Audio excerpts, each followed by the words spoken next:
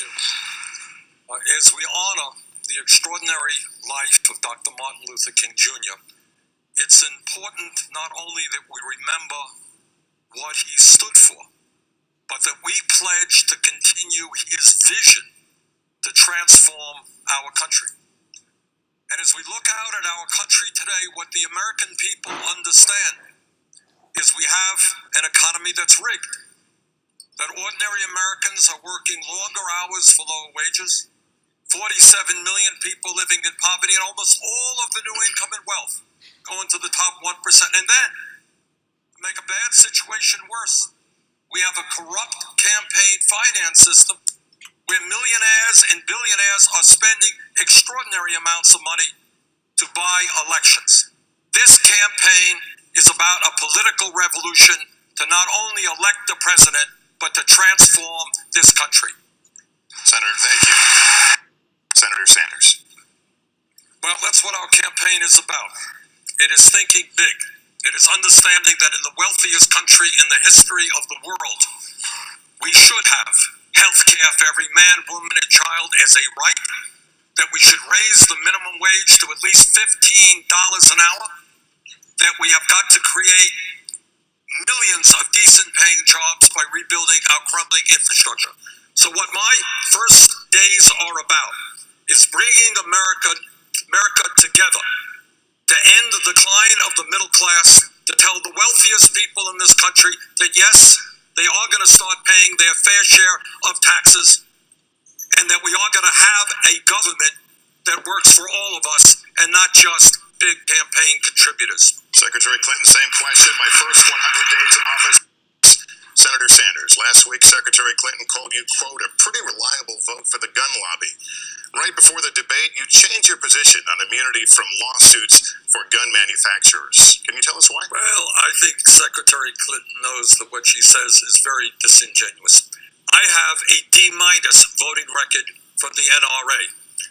I was in 1988. There were 3 candidates running for Congress in the state of Vermont. I stood up to the gun lobby and came out and maintained the position that in this country, we should not be selling military-style assault weapons. I have supported from day one an instant background check to make certain that people who should not have guns do not have guns. And that includes people with criminal backgrounds, people who are mentally unstable.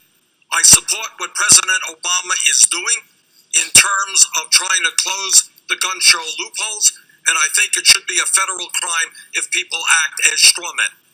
We have seen in this city a horrendous tragedy of a praying with people and then coming out and shooting 9 people. This should not be a political issue.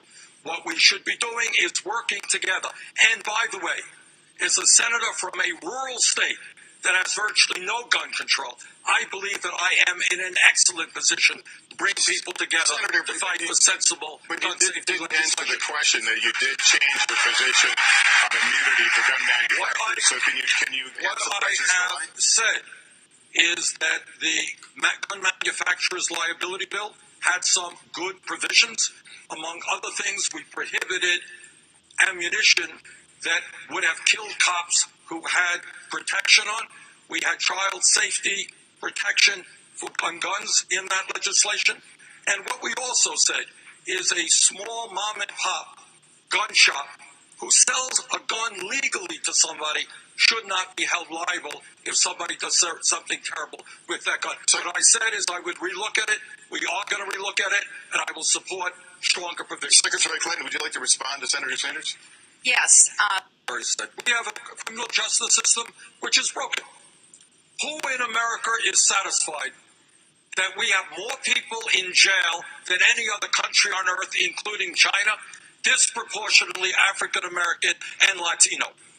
Who is satisfied that 51% of African American young people are either unemployed or underemployed?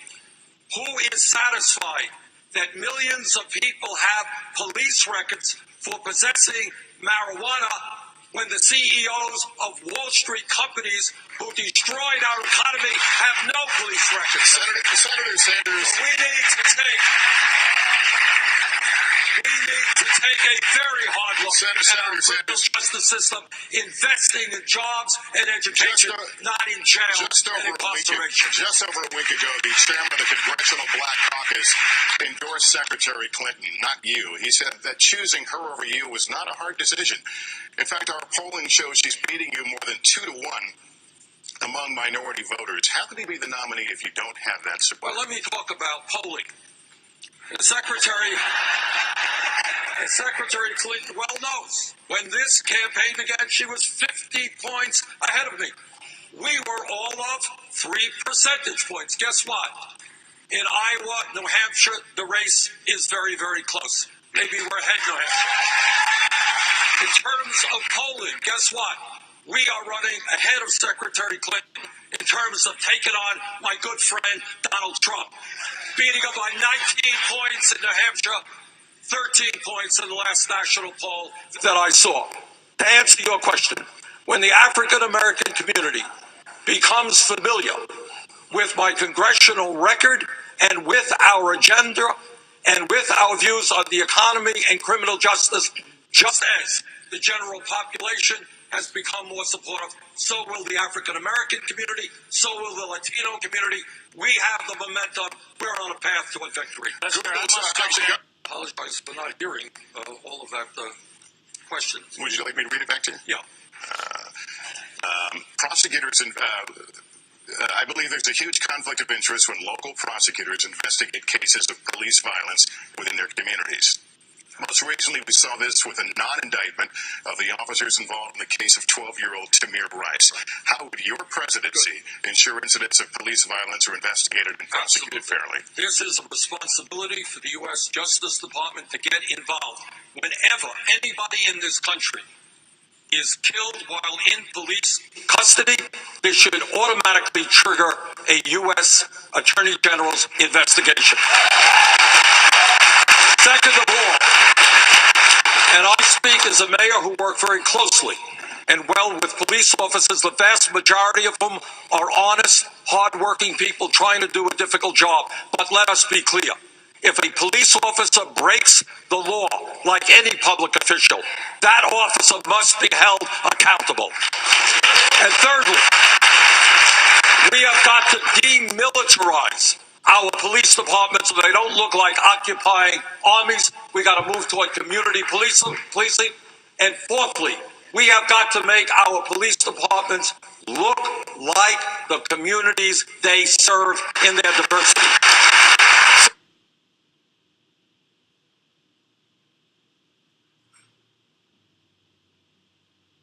I agree with everything the Secretary said, but let me just add this. There is a responsibility on the part of the pharmaceutical industry and the drug companies who are producing all of these drugs and not looking at the consequence of it. And second of all, when we talk about addiction being a disease, the Secretary is right. What that means is we need a revolution in this country in terms of mental health treatment. People should be able to get the treatment that they need when they need it, not 2 months from now, which is why I believe in universal health care with mental health. We're going to get into all that coming up, but we're going to take a break. We need to take a break, and when we come back, the anger brewing in America. Didn't answer your question. Because what her campaign was saying, Bernie Sanders, who has fought for universal health care for my entire life, he wants to end Medicare and Medicaid and the Children's Health Insurance Program. That is nonsense. What a Medicare for All program does is finally provide in this country health care for every man, woman, and child as a right. Now, the truth is that Franklin Delano Roosevelt, Harry Truman, you know what they believed in? They believed that health care should be available to all of our people. I'm on the committee that wrote the Affordable Care Act. I made the Affordable Care Act, along with Jim Clyburn, a piece of legislation. I voted for it. But right now, what we have to deal with is the fact that 29 million people still have no health insurance. We are paying the highest prices in the world for prescription drugs, getting ripped off.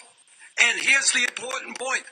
We are spending far more per person on health care than the people of any other country. My proposal: provide health care to all people, get private insurance out of health insurance, lower the cost of health care for middle-class families by $5,000. That's the vision we need to take. Senator, well, if I can, you know, I have to say I'm not sure.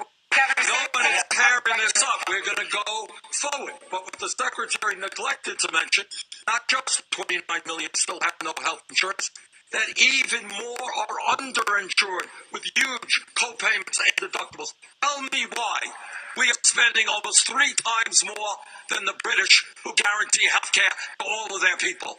50% more than the French, more than the Canadians. The vision from FDR and Harry Truman was health care for all people as a right in a cost-effective way. We're not going to tear up the Affordable Care Act. I helped write it. But we are going to move on top of that to a Medicare for all. Andrea, I think instead of attacking one another on health care, we should be talking about the things that are actually... I want to ask the governor of the state of Vermont why he could not do it. I'm not the governor. I'm the senator from the state of Vermont. But second of all, here is what the real point is. In terms of all of the issues you've raised, the good questions you've raised, you know what it all comes down to? Do you know why we can't do what every other country, major country on earth is doing? It's because we have a campaign finance system that is corrupt. We have super PACs. We have the pharmaceutical industry pouring hundreds of millions of dollars into campaign contributions and lobbying, and the private insurance companies as well. What this is really about is not the rational way to go forward. It's Medicare for all. It is whether we have the guts to stand up to the private insurance companies and all of their money and the pharmaceutical industry. That's what this debate should be about. Well, as someone who... A couple of years ago, when we understood that veterans were not getting the quality care they needed in a timely manner, I worked with folks like John McCain and others to pass the most comprehensive veterans healthcare legislation in modern history. But let me rephrase your question, because I think, if, in all due respect, your expression, in all due respect, you're missing the main point. And the main point in the Congress is not that Republicans and Democrats hate each other. That's a mythology from the media. The real issue is that Congress is owned by big money and refuses to do what the American people want them to do. The real issue is that in area after area, raising the minimum wage to $15 an hour, the American people want it. Rebuilding our crumbling infrastructure, creating 13 million jobs, the American people want it. Pay equity for women, the American people want it. Demanding that the wealthy start paying their fair share of taxes, the American people want it. That's time. But let me continue with you. We have got to make Congress respond to the needs of the people, not just Senator Sanders, let me continue. You call yourself a democratic socialist. How will you win a general election labeling yourself a democratic socialist? Because what I believe and what I was just saying, the Democratic Party needs major reform. To those of you in South Carolina, you know what? In Mississippi, we need a 50-state strategy so that people in South Carolina and Mississippi can get the resources that they need. Instead of being dependent on super PACs, what we need is to be dependent on small individual campaign contributors. We need an agenda that speaks to the needs of working families and low-income people, not wealthy campaign contributors.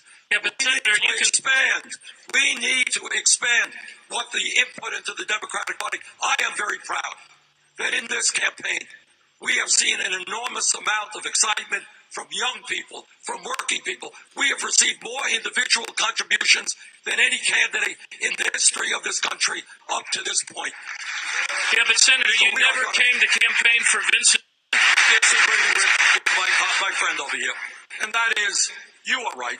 All of us have denounced Trump's attempt to divide this country, the anti-Latino rhetoric, the racist rhetoric, the anti-Muslim rhetoric. But where I disagree with you, Governor O'Malley, is I do believe we have to deal with the fundamental issues of a handful of billionaires I agree with who that. control the economic and political life of this country. I agree. Nothing real will get happen unless we have a political revolution where millions of people finally stand up. We're going to get into that coming up. But Secretary Clinton, here's another question from YouTube. It's from a young video blog. Loopholes and make them pay their fair share. What do you see as the difference between what you would do about the banks and what Secretary Clinton would do? The first difference is I don't take money from big banks. I don't get personal speaking fees from Goldman Sachs. What I would do is understand that when you have 3 out of the 4 largest banks today bigger than they were when we bailed them out because they were too big to fail, when you have the 6 largest financial institutions having assets of 60% of the GDP of America, it is very clear to me what you have to do. You got to bring back a 21st century Glass-Steagall legislation, and you got to break up these huge financial institutions. They have too much economic power, and they have too much financial power over our entire economy. If Teddy Roosevelt were alive today, the old Republican trust buster, what he would say is, these guys are too powerful, break them up. I believe that's what the American people want to see. That's my view. Secretary Clinton, help the voter understand the daylight between the two of you here. Sanders' response. Set the record right. In 2006, when I ran for the Senate, Senator Barack Obama was kind enough to campaign for me. 2008, I did my best to see that he was elected, and in 2012, I worked as hard as I could to see that he was reelected. He and I are friends. We've worked together on many issues. We have some differences of opinion. But here is the issue. Secretary touched on it. Can you really reform Wall Street when they are spending millions and millions of dollars on campaign contributions, and when they are providing speaker fees to individuals? So it's easy to say, well, I'm going to do this and do that. But I have doubts when people receive huge amounts of money from Wall Street. I am very proud. I do not have a super PAC. I do not want Wall Street's money. I'll rely on the middle class and working families for my campaign. I have a question for you. No, I think since Senator Sanders followed. Corrupt this system is. Goldman Sachs recently fined $5 billion. Goldman Sachs has given this country 2 secretaries of Treasury, one on the Republicans, one on the Democrats. Say it.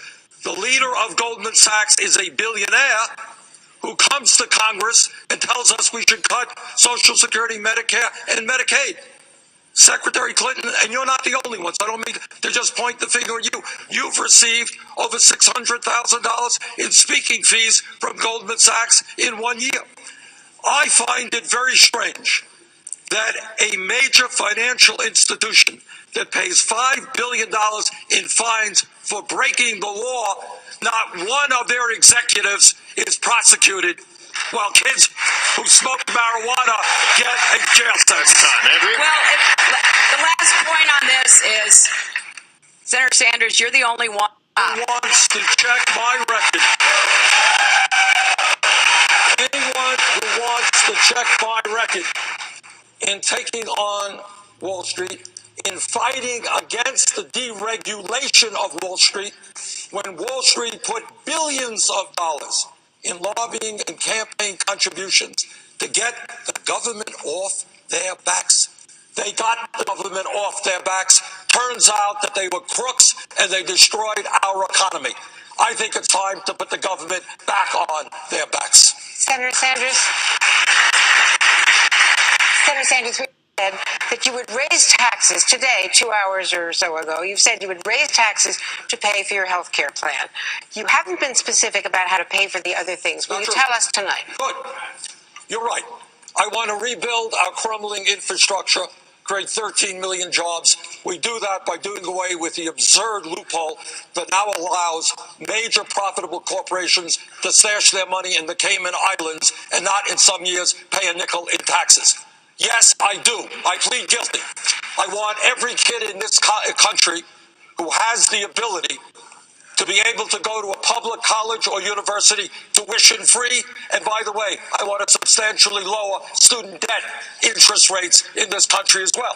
How do I pay for it? I pay for it through a tax on Wall Street speculation. This country and the middle class bailed out Wall Street. Now it is Wall Street's time to help the middle class. In fact, we have documented, unlike Secretary Clinton, I have documented exactly how I would pay for our ambitious agenda. Andrea, I'm the only Secretary person on Clinton, this he stage mentioned, today. so Secretary Clinton, you want to respond? Well, I have That's correct. And I'm disappointed that Secretary Clinton's campaign has made this criticism. It's a Republican criticism. Secretary Clinton does know a lot about health care.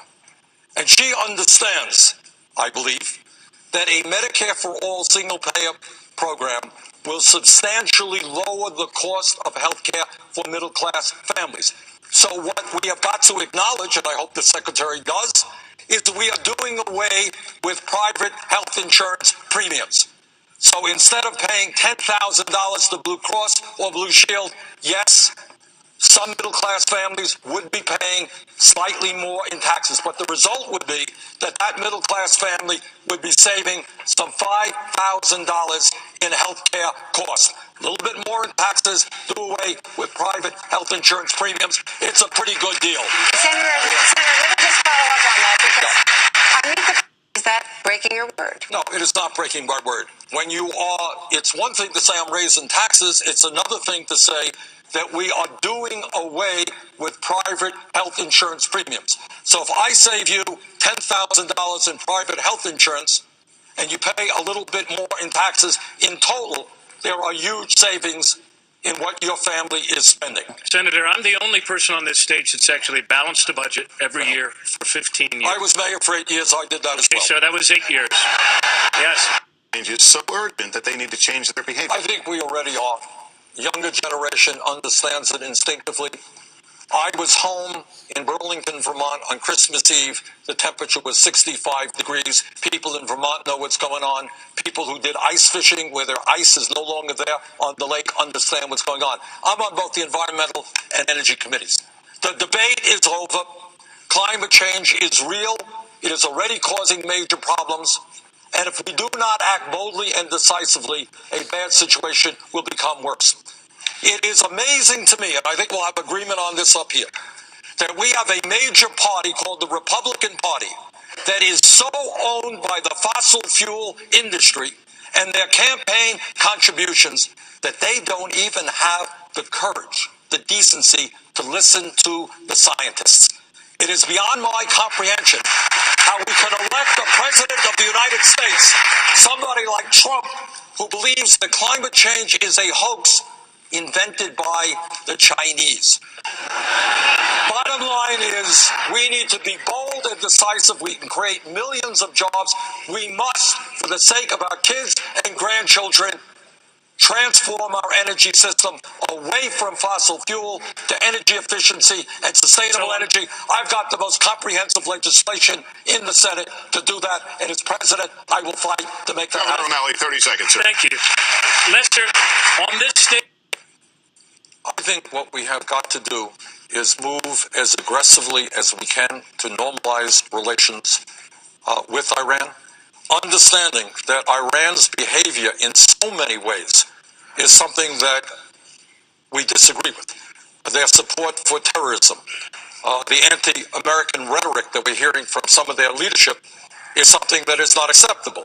On the other hand, the fact that we managed to reach an agreement, something that I very strongly supported, that prevents Iran from getting a nuclear weapon, and that we did that without going to war, and that I believe we're seeing a thaw in our relationships with Iran, is a very positive step. So if your question is, do I want to see that relationship become more positive in the future? Yes. Can I tell you that we should open an embassy in Tehran tomorrow? No, I don't think we should. But I think the goal has got to be, as we've done with Cuba, to move and warm relations with a very powerful and important country in this world. Your response, Secretary. Issue, and I applaud. I know President Obama has been getting a lot of criticism on this. I think he is doing the right thing. What the nightmare is, which many of my Republican colleagues appear to want, is to not have learned the lesson of Iraq, to get American young men and women involved in perpetual warfare in the quagmire of Syria and the Middle East would be an unmitigated disaster that, as president, I will do everything in my power to avoid. Andrea, We should learn from King Abdullah of Jordan, one of the few heroes in a very unheroic place. And what Abdullah said is this is a war for the soul of Islam, and that Muslim troops should be on the ground with our support and the support of other major countries. That is how we destroy ISIS, not with American troops in perpetual warfare. Governor O'Malley. thank you. I think the vacuum was created by the disastrous war in Iraq, which I vigorously opposed. Not only did I vote against it, I helped lead the opposition. And what happened there is, yeah, it's easy to get rid of a two-bit dictator like Saddam Hussein, but there wasn't the kind of thought as to what happens the day after you get him and what kind of political vacuum occurs and who rises up. Groups like ISIS. So I think that President Obama made a promise to the American people when he ran. And he said, you know what, I'm going to do my best to bring American troops home. And I supported what he did. Our job is to train and provide military support for Muslim countries in the area who are prepared to take on ISIS. And one point I want to make here that is not made very often. You have incredibly wealthy countries in that region. Countries like Saudi Arabia, countries like Qatar. Qatar happens to be the largest, wealthiest country per capita in the world. They have got to start putting in some skin in the game and not just ask the United States to do it. Secretary Clinton, I want to... Secretary Clinton, I think, I agree with most of what she said. But where I think we do have an honest disagreement is that in the incredible quagmire of Syria, where it's hard to know who's fighting who, and if you give arms to this guy, it may end up in ISIS's hands the next day. We all know that. And we all know, no argument, the Secretary is absolutely right. Assad is a butcher of his own people, man using chemical weapons against his own people. This is beyond disgusting. But I think in terms of our priorities in the region, our first priority must be the destruction of ISIS. Our second priority must be getting rid of Assad through some political settlement, working with Iran, working with Russia. But the immediate task is to bring all interests together who want to destroy ISIS, including Russia, including Iran, including our Muslim allies, to make that the major priority. But in all of that, Senator and Secretary, I think we're leaving out something very important here. And that is that we still don't have the human... Senators, I wasn't clear. I apologize. Okay. I just wanted to add, in the previous question, I voted against the USA Patriot Act for many of the reasons that Governor O'Malley mentioned. But it is not only the government that we have to worry about, it is private corporations. You would all be amazed, or maybe not, about the amount of information private companies and the government has in terms of the websites that you access, the products that you buy, where you are this very moment. And it is very clear to me that public policy has not caught up with the explosion of technology. So yes, we have to work with Silicon Valley to make sure that we do not allow ISIS to transmit But in terms of lone wolves, the threat. Right. What we have got to do there is, among other things, as I was just saying, have Silicon Valley help us to make sure that information being transmitted through the internet or in other ways by ISIS is in fact discovered. But I do believe we can do that without violating the constitutional and privacy rights of the American people. We have to go to a break, and when we come back, we're going to get to some of the burning questions these candidates have yet to answer. I'll just get a very brief response. Very brief. 30 seconds, Senator. Okay. And I agree with what the Secretary said and what Governor O'Malley said. But here's an issue that we also should talk about. We have a $600 billion military budget. It is a budget larger than the next 8 countries. Unfortunately, much of that budget continues to fight the old Cold War with the Soviet Union. Very little of that budget, less than 10%, actually goes into fighting ISIS and international terrorism. We need to be thinking hard about making fundamental changes in the priorities of the Defense Department. All right, Secretary Clinton, this is the first time. Great ideas from Governor O'Malley, Secretary Clinton. But here's the truth. If you have an administration stacked with Wall Street appointees, you ain't going to accomplish very much. So here's a promise that I made. I mentioned a moment ago how corrupt the system is. Goldman Sachs, paying a $5 billion fine, gives this country in recent history a Republican Secretary of Treasury, a Democratic Secretary of Treasury. Here's a promise. If elected president, Goldman Sachs is not going to bring forth a Secretary of Treasury for a Sanders administration. Senator Sanders, let me ask you a question. You called... Question annoys me. I cannot walk down the street, Secretary Clinton knows this, without being told how much I have to attack Secretary Clinton. Want to get me on the front pages of the paper, I make some vicious attack. I have avoided doing that, trying to run an issue-oriented campaign.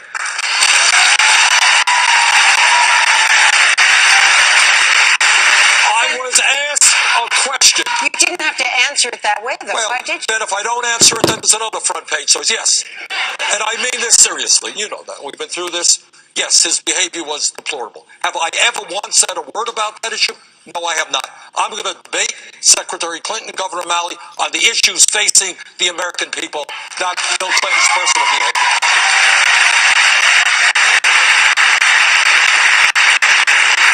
We will take a break. We'll continue from Charleston right after this. But Secretary Clinton was right, and what I did, which I think is also right, is demanded the resignation of the governor. A man who acts that irresponsibly should not stay in power. Now, we are a great nation, and we've heard a lot of great ideas here tonight. But let's be honest and let's be truthful. Very little is going to be done to transform our economy and to create the kind of middle class we need unless we end a corrupt campaign finance system which is undermining American democracy. We have got to get rid of super PACs. We have got to get rid of Citizens United.